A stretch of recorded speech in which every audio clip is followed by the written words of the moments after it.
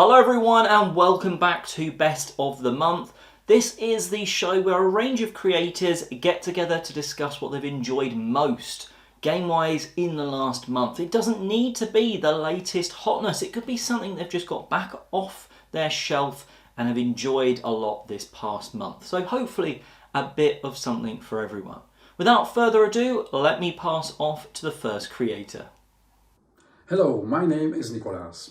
And today I'm here to tell you about my favorite game of the month. This month I chose Dog Lover. Dog Lover is a game by David Short for 2 to 4 players, ages 10 and up.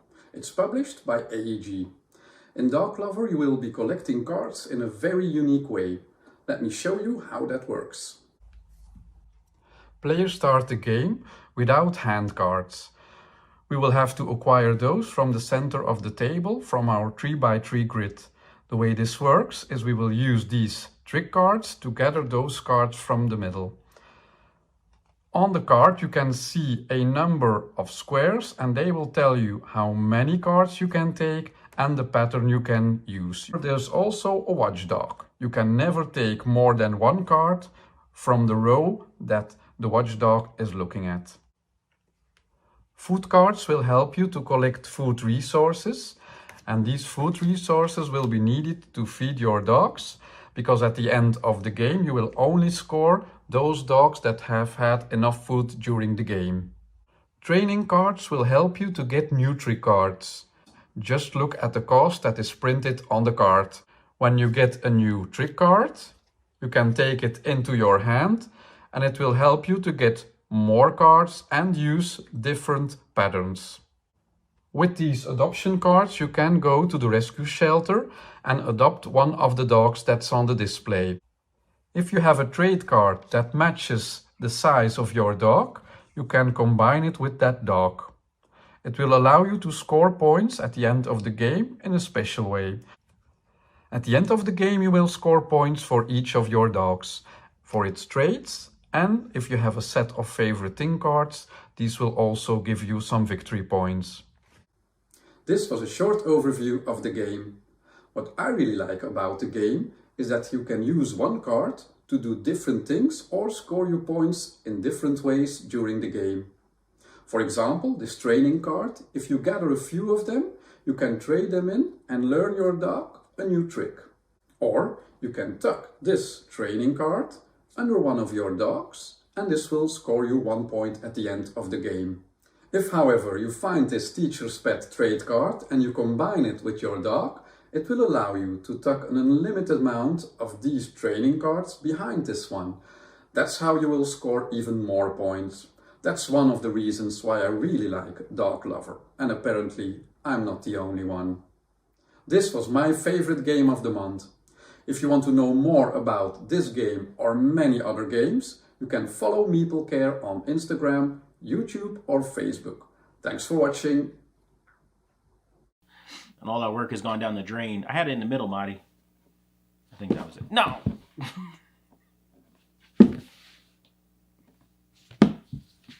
Marty's like a cat. I'm gonna leave it over here. She doesn't get the box in between us now. Hi, I'm Jared. Hi, I'm Marty. And we're from The Broken Seal. Big thanks to Don't Be Bored for the collaboration for the best of. And the best of July for us is My Father's Work. Let's see if we can put it in the middle this time. We have My Father's Work up on the channel from when we played it before the app was released. As of this recording, the Android app either came out today or last night. I don't remember, but we finally have it. We did play with the Amazon app twice. I deleted it just because I'd rather use Android. But we only got 2 out of the endings for the scenarios that we played. But we've also played this game 7 times now? Possibly. 6 or 7 times. Which means that since each one of them is 3 hours long, we've played about 18 to 20 hours of this game. You can look at our review, which is also available over in one of these corners somewhere. But we're going to tell you why it's our favorite of the month. Monty, take it away. I really like My Father's Work because it's very story-based. You know what you're doing. You get very involved in the game. Like, you become that mad scientist that you are playing in the game as you continue to play in the game. Yeah. Wow. That was just me saying the same words. That was me saying nothing. But I hope you understand. And most importantly, it happens in the game. But I also really like it because they set out to be able to tell a 18th century Gothic horror story that was like pseudo to a book, and they nailed it. Like the language they use, the amount of words they use, the iconography, the theme, the setting, everything is like on point. And I also love that it's told over three different generations. Mm-hmm. So like, you know, it really lends itself to the whole story because first generation, you're the siblings of a father who left each of you a journal with some kind of masterwork in there. Yeah. We've only played 2 out of the 3 scenarios, yes. But so far they're both really fun. And very different from each other. They both have very different stories, and they're both very engaging. We really can't wait to play the 3rd scenario, so we're very excited. Yeah, and like I was saying, like, you know, the first generation, you're all siblings. You all have a journal that was left. By the 2nd generation, you're now cousins. You're still trying to complete what was now your parents' masterwork. And then 3rd generation, you're second cousins, and you're now trying to complete your grandfather's work, which was your great-grandfather's work. So it's like there's this whole level to it. There's a lineage. The app actually remembers everything that you do. So like, this is a slight spoiler, so you can skip ahead if you don't want to have this part. But like, you know, one of the playthroughs that we did, our family in the 1st generation did really well. Madi was the mayor of the town. Everything was great. By the 3rd generation, the town hated science. There was no way to get knowledge. And the only way that you could like interact with the town if things got too bad was by going on a drunken bar adventure that usually resulted in messing up the town so that you had worse things to do later on. So it's just a really fun game. We're really excited for more content because, as we said, we've played 2 out of the 3 scenarios. Each of the scenarios has a lot of different endings and a lot of different paths that it can go. So we're excited for more, and thank you all for watching. If you want to, you can check us out at The Broken Seal. We make videos every Wednesday, every Friday, and then every other Monday, every other Saturday. And then we also have a Patreon where we release some exclusive content. Thank you. Bye. Bye, y'all. Hey buddies, thank you for tuning in for Best of the Month. It's here, and my name is Simon Lavender from Amass Games. Today I'm bringing you Under Falling Skies. It's my Best of the Month for July 2022. For numerous reasons, it's a solo game. Now, I've had numerous opportunities to be playing this solo. I had a lot of opportunity to be playing it due to time factors and numerous other things. I've been over to Quedlinburg, where I obviously have my photograph taken with the cracks of Quedlinburg. And in terms of this game, why is it so good? Well, it's been highly replayable. There's lots of different scenarios. There's the campaign as well. I've played through the campaign. I've played it so much, I've actually hurt my neck playing it so much. Highly enjoyable. I remember when it was a print and play, and I found it very enjoyable, very immersive. Chewy, I've played on all the difficulty levels as well. I've played through obviously the various cities that some get destroyed, some do not. The various upgrades, the way to think is very different for each level, each chapter. Similar to games such as Andor, whereby again, you have to rethink how you wish to do something, or Angry Birds even as well. So that has been my Best of the Month, Under Falling Skies by CGE. It's Thomas Ulher. He's also been behind another game called Sanctum, which I haven't played, which came out a year prior. I have still played other games, about 38 this month so far, less than usual, 47 for both for both June and for May. Best of the Month, Under Falling Skies, highly recommend it, and I hopefully you have a chance to check this one out. Speak to you again next month. Back to the table.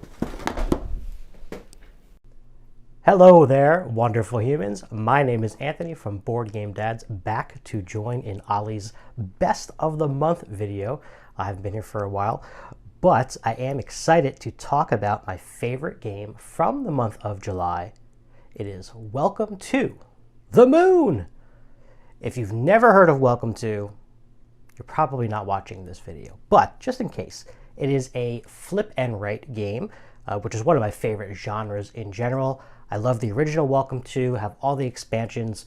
I have not played the Las Vegas one, but my wife and I were lucky enough to be gifted some of the boards from Welcome to the Moon from good friends of ours, and we've been playing over Zoom a lot of times in July.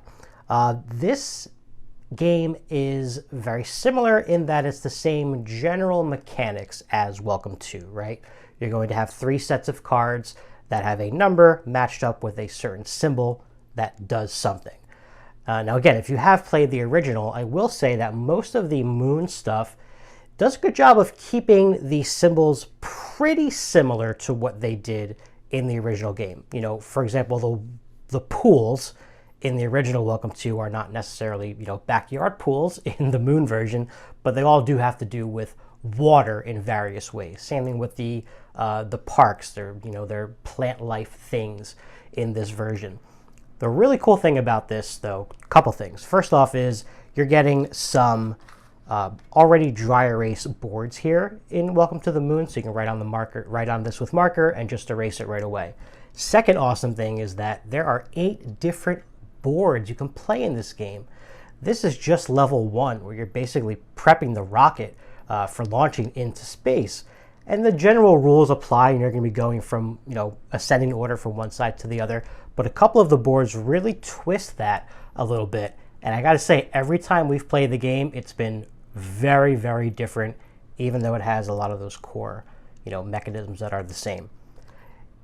You can play through all 8 of these boards as a campaign, which is a really cool twist as well, where depending on how you finish, you'll be getting, you win the game, but then you'll be getting an extra amount of like campaign points, essentially. So you can kind of keep track, if you play with the same folks, of who's in the lead throughout each level. And that person also is considered the captain, and they get to make a little bit of decision making, which again is another unique thing about this version.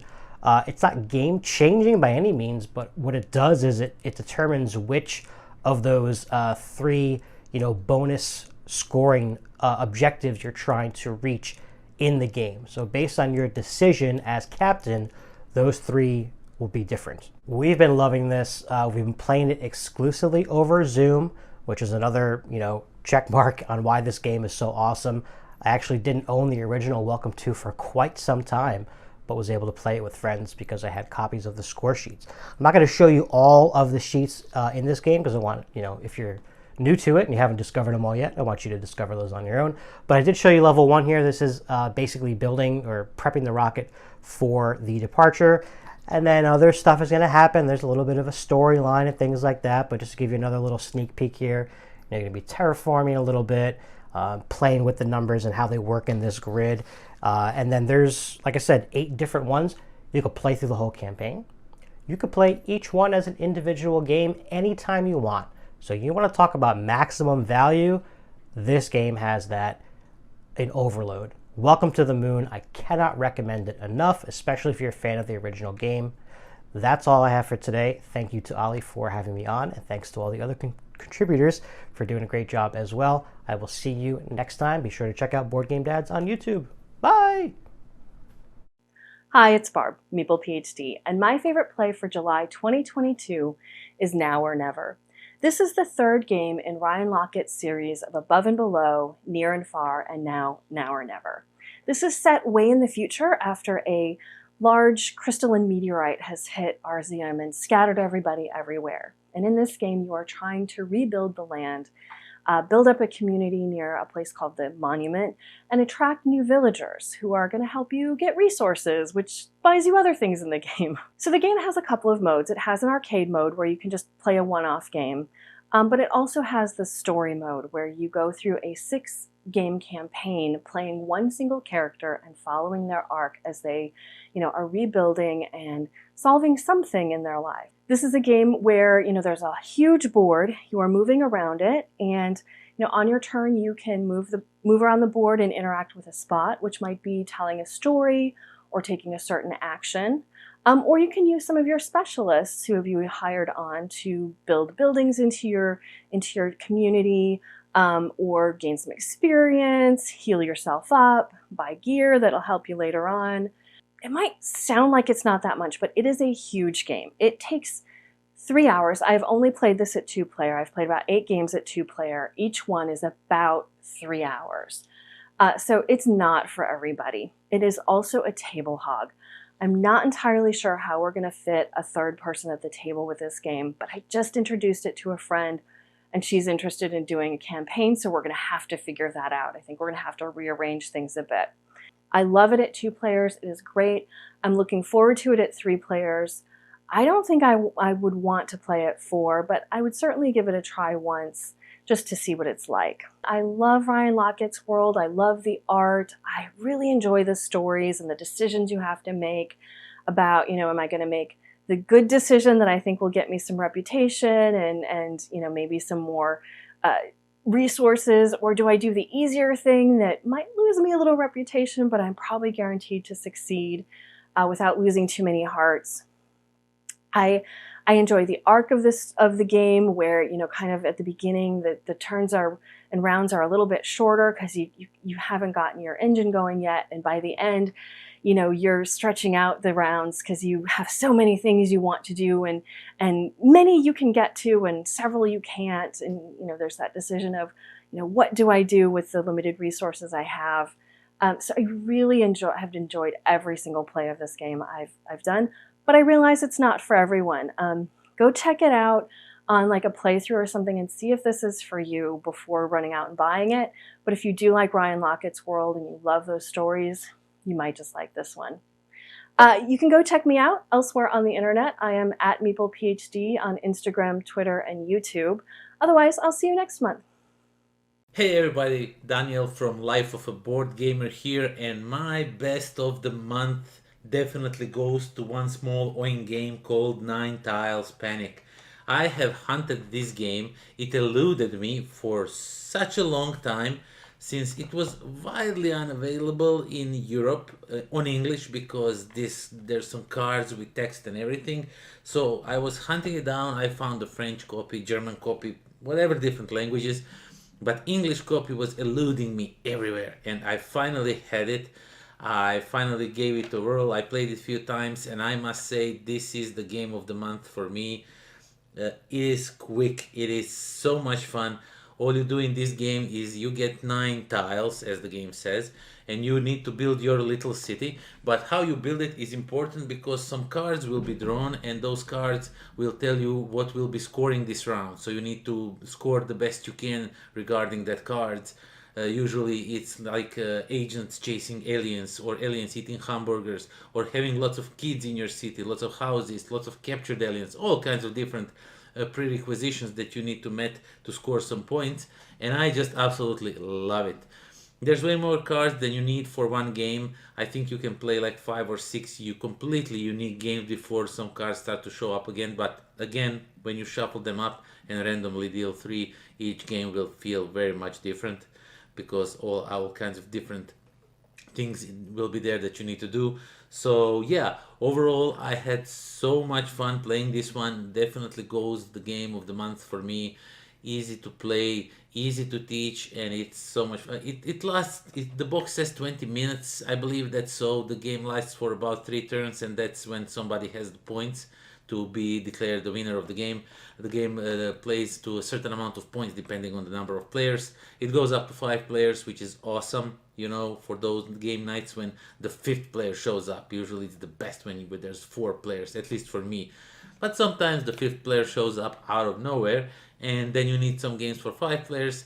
This one is to end the night most fun, if you ask me. So that's my game of the month, 9 Tiles Panic. Check it out if you are able. It's an awesome game. And yeah, until next time. Pozdrav. So my best of the month this month has to go to Marvel Dice Throne. I backed this on Kickstarter, so take what I'm saying with a pinch of salt. I might be one of those backers that just wants it to be good. But I actually went into the experience hoping that it would be better than I thought it would be, because I've played Dice Throne before, mostly with 3 or more players, and actually I'm glad that I got this and have played it sort of just 1v1, because wow, it feels so much better as just a one-on-one style game. The fact you get a bit more health, there's a few extra things like not needing to work out who you're targeting. If you target the right person, you get extra cards and all that sort of stuff. I just like the simplicity of this, where you can take 2 character trays then unfold, shuffle, and start rolling. It is that quick to sort of set up and play once you know how the game works. And I really appreciate actually that they've gone through the characters and have given them a difficulty rating. It allowed us in our first game to sort of pick a couple of characters that were on the easier side of things so we could just sort of enjoy the game. And even in that first play, wow, it was super close. Like, we were right down to the mark. I think I had in the last round like 2 health. My wife had about 6. So it was super close. I unfortunately did lose that one. But, you know, it's the sort of one that the characters feel like they are themselves. It doesn't feel like they've just created a character and then sort of put the Marvel theming on. It does feel like they've gone, right, this is like the Miles Morales Spider-Man. What could he do? Well, you know, he's got invisibility, so let's go for that as one of his things. I just like the craziness of Loki with his sort of magic bags, money bags, whatever they are, that just, they could be good for you, they could be bad for you. And until you sort of activate them, you don't know. And to be honest, I don't think he knows, because Loki's just a little bit crazy and stuff like that. Anyway, before I ramble on too much, I've very much enjoyed this, more than I thought it would, and yeah, it's because I've played it 1v1. I'm not going to be playing it probably more than that, because that seems to be how to enjoy Dice Throne. Anyway, enough of me, on with the next creator.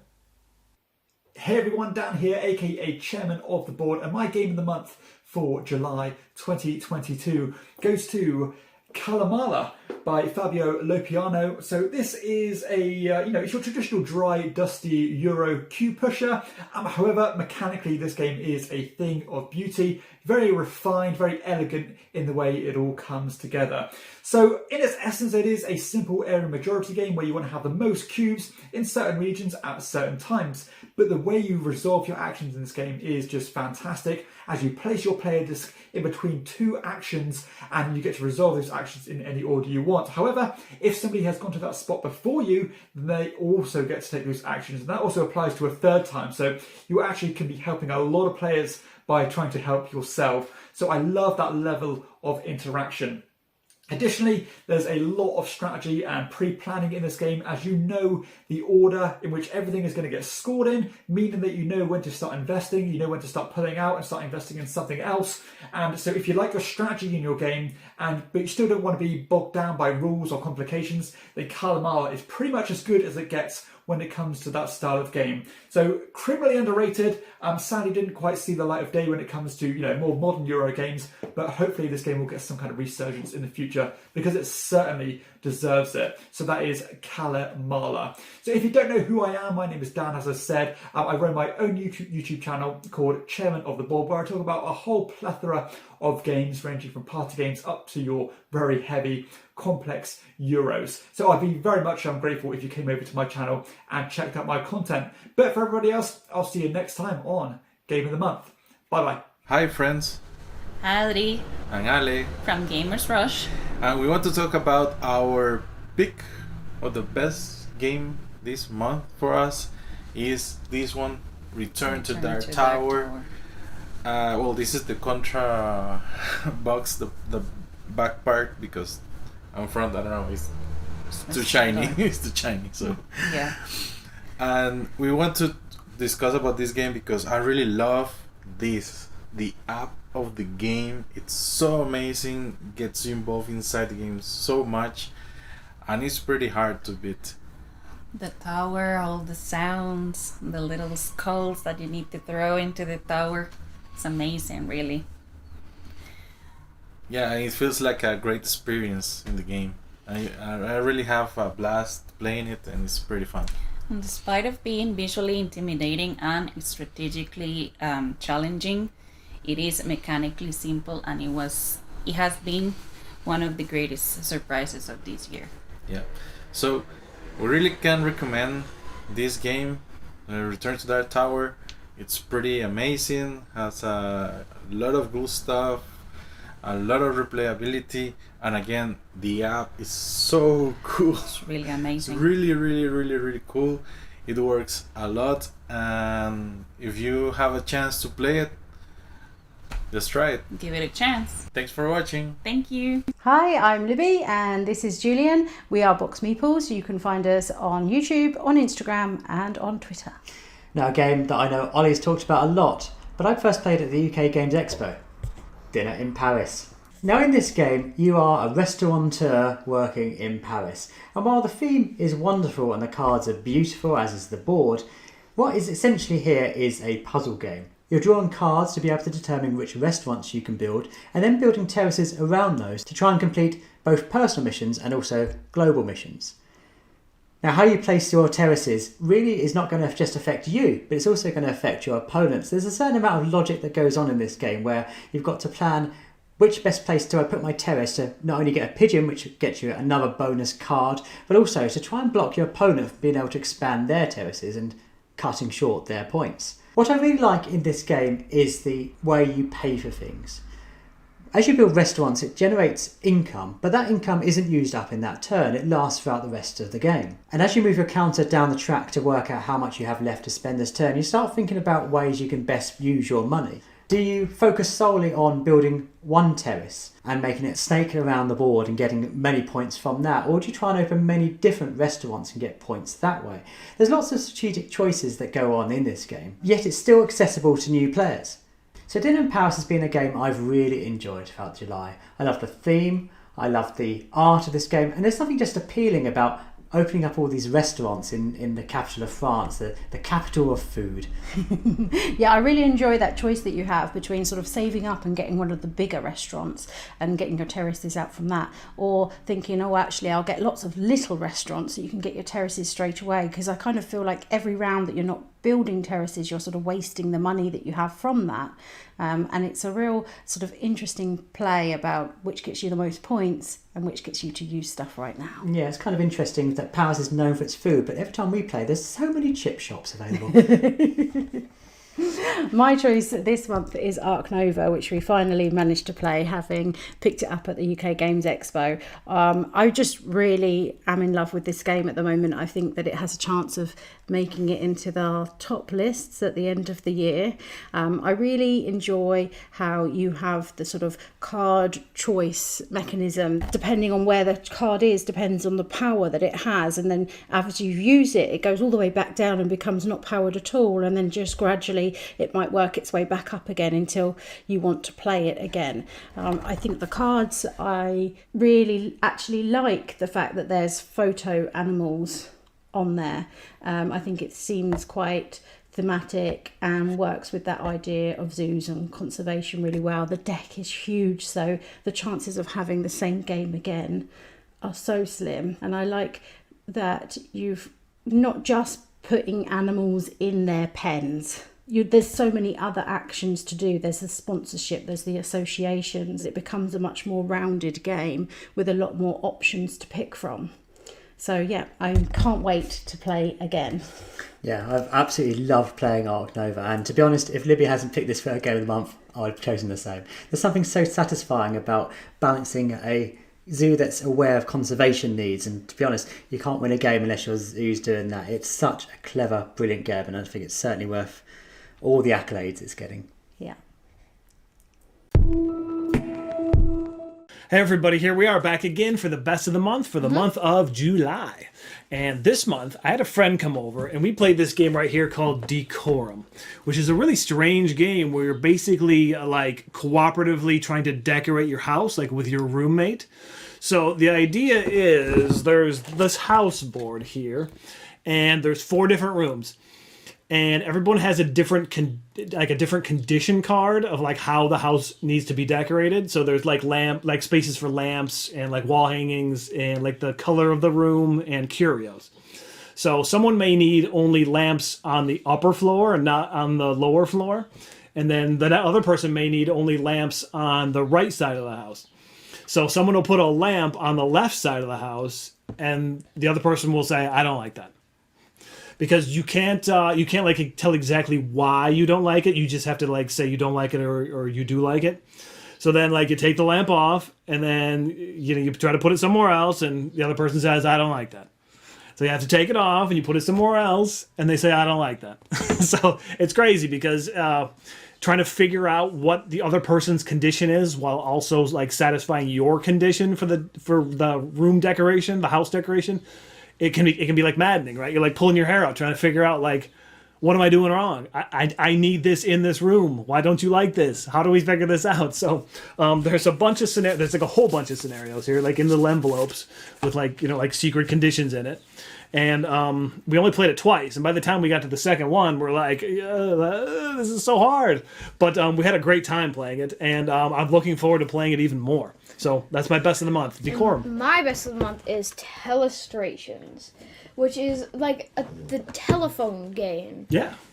But you're drawing because so first up you get a word like some crazy word like gravity. Yeah, and how do you then draw that? and then you pass it to the other person depending on if it's odd or even. You might have to draw it.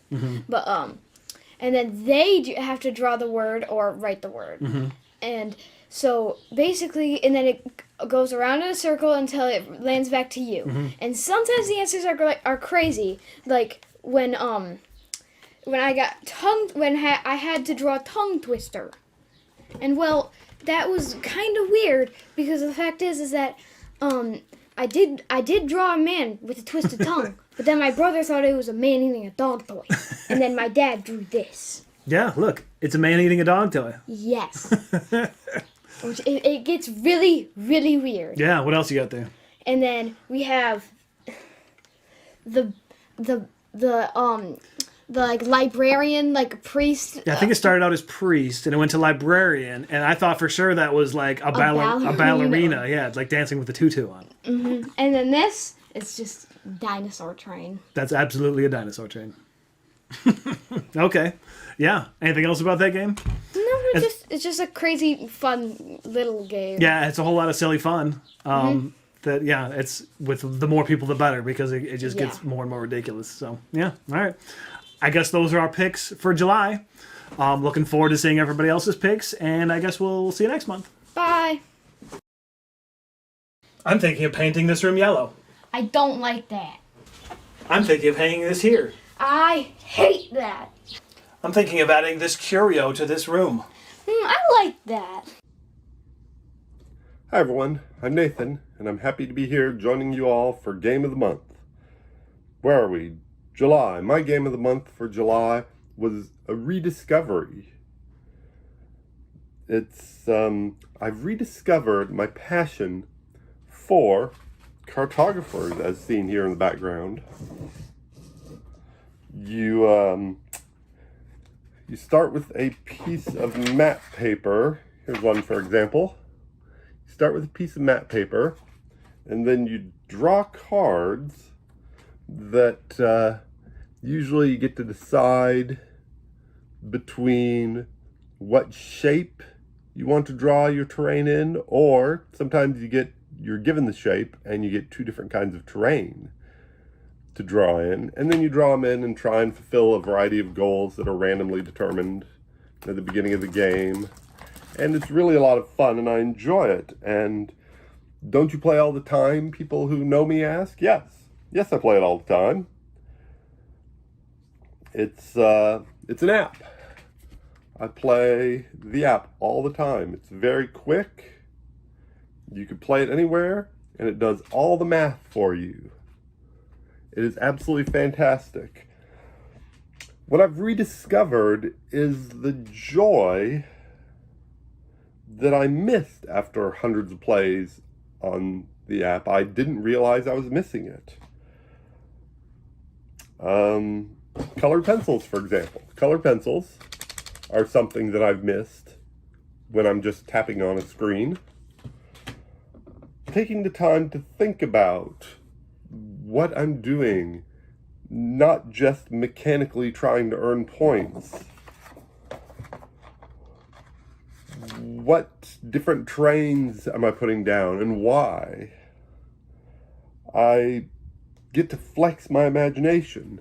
For example, see the green forest here in the southern edge of the map?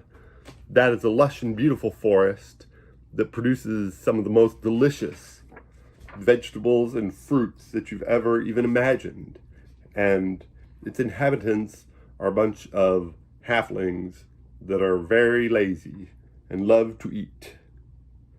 So, I mean, it takes nothing away from the game that I wasn't doing that, but it adds so much more to me, to my experience, even though it takes longer to set up and to play, and I may not count the score correctly. I'm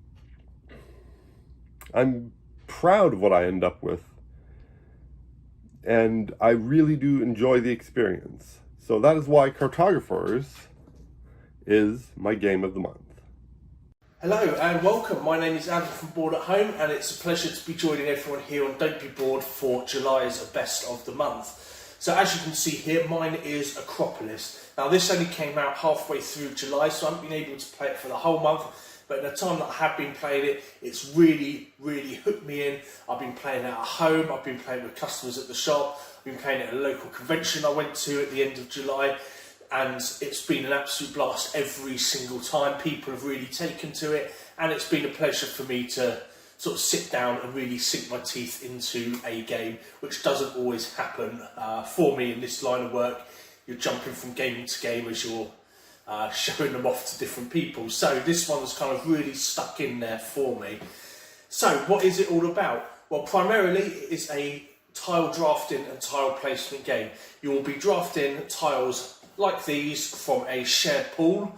You will then be placing them into your area, and you will be scoring points at the end of the game based on the different zones that you've acquired over the course of the game. Now it's not just as simple as laying out tiles and then scoring points. You will also be building upwards, so the further up you go, the more points that these individual districts are worth. But you'll also be looking for your multipliers as well, and your multipliers are going to be things looking like these at the top here. So if you've played games like King Domino before, then you're going to know exactly how this works. You're going to have your multiplier, and then you're going to times that by however many you have in that district. Each district has its own way of scoring as well, so you can really hone in on a couple or try and spread out and get quite a few different districts as you're playing through the game. You also have a bit of a resource management mechanic in here, as over the course of the game you'll be taking these tiles with quarries, and they will give you stone when you cover them up. Cover them up, so it gives you the stone, and you'll use this stone to be able to buy the exact tiles that you want from the construction pool of tiles. So if you wanted the third one in, for example, that's going to cost you 2 points because of the 2 preceding it. If you want the fifth one in, depending on your player count, you're going to be playing 4 in order to get that. So you've really got to think about exactly what it is that you're going to be going for, if you can afford it, what tiles you're going to take in order to get to that point. So it really, yes, it is a tile placement game, but it really does expand beyond that. It's bright, it's colourful, it's easy to set up, it's easy to pack away. Everything in the box has its own place. You can see here we've got our 9 squares where we just store everything away. There's variable player counts as well, so depending on the amount of players you have, you can see clearly on the back of the tiles the numbers that you'll be using for the required player count. It also then means that packing away is easy as well. Your tiles aren't going to get shuffled in together unless you're always playing a 4-player game, for example. The game also comes with a handy reference guide. This is going to give you a breakdown of all the important bits on there, and then if you want to change up the game in any way, you've got your variants on the back for each of the 5 districts. So I really like that. It's given you a lot of options, it's given you a handy guide, which a lot of games don't do, and I really feel that they should. This is something that a lot of new players will be using in their first few turns, and then they'll probably not use it again, but it's just one of those tools, really handy first time out. So overall, this has been one of my favourite games of the year so far. It is, for me, surpassed almost every other game that I have played. It's just a joy to play. It's been a joy to teach to people. Easy to pick up, but there's a lot of depth in the gameplay itself. So that is Acropolis. I thank you for watching. I'm looking forward to seeing what else everyone is doing. And if you'd like to give this a go, it is available to play in our boardroom, just £2 per person for the whole day. And it is available in shop and online now as well. Thanks for watching, guys. We'll see you in the boardroom. And well, that about wraps us up. Thank you to everyone that participated. Make sure you go and check out their channels. Their links will be in the description box below next to their timestamps. They all produce some awesome content, you know, so don't feel like you've got nothing to watch. You can check all of their channels out. And until next time, let us know what your game of the month was in the comment section below. And I'm Oliver East, signing out.